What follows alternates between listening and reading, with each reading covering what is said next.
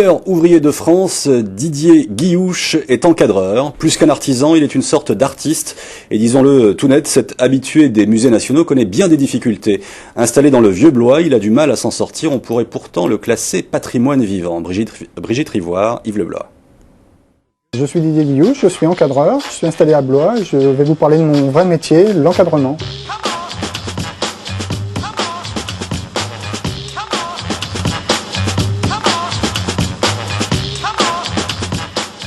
Au départ, moi, je voulais devenir décorateur de théâtre. Et en fait, on m'a dirigé vers l'ébénisterie, et plus ou moins vers un encadreur. Et bon, j'ai passé une semaine chez un encadreur, et c'est vrai que j'ai adoré ce métier.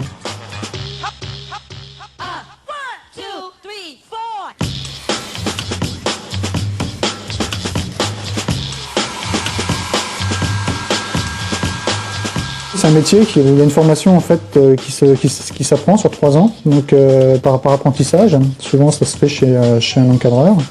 Et au bout des 3 ans, ça nous donne un diplôme qui nous donne le droit de travailler. C'est pas parce qu'on a le diplôme qu'on sait travailler, c'est juste un droit à travailler. Malheureusement, la formation de 3 ans n'est pas assez longue, parce qu'en fait il y a beaucoup de techniques dans l'encadrement. Donc là on fait un lavis. Donc le lavis, ça vient du mot laver. Et donc on lave en fait le lavis avec un pigment.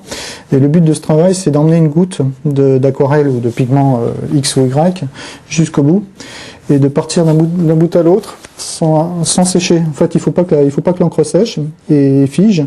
Donc il faut avancer progressivement la teinte sur le carton et le support, de façon à avoir une teinte complètement régulière. C'est une belle petite gouache aquarellée. La personne en fait souhaitait l'intégrer à son décor. On lui a mis un fond bleu. Il est sectionné en fonction du document et de plusieurs choses que la cliente avait dans son intérieur. À l'heure actuelle, le métier est un peu dénigré. Ça veut dire que ce qu'il faudrait, c'est qu'au moins dans les musées, les bibliothèques, ils embauchent des gens qui soient diplômés. J'ai formé des apprentis et c'est vrai que derrière, vous les poussez au diplôme. Donc, ils ont réussi brillamment d'ailleurs. Et derrière, ils ont du mal à trouver du travail. C'est un petit peu dommage.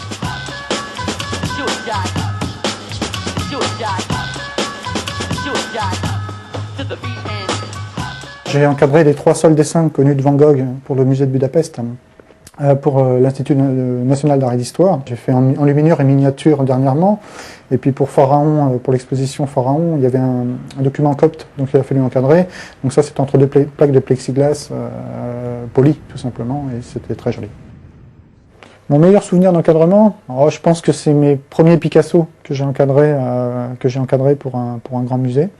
Et le fait en fait que le directeur du musée me convoque et me félicite de mon travail, ça me fait énormément plaisir.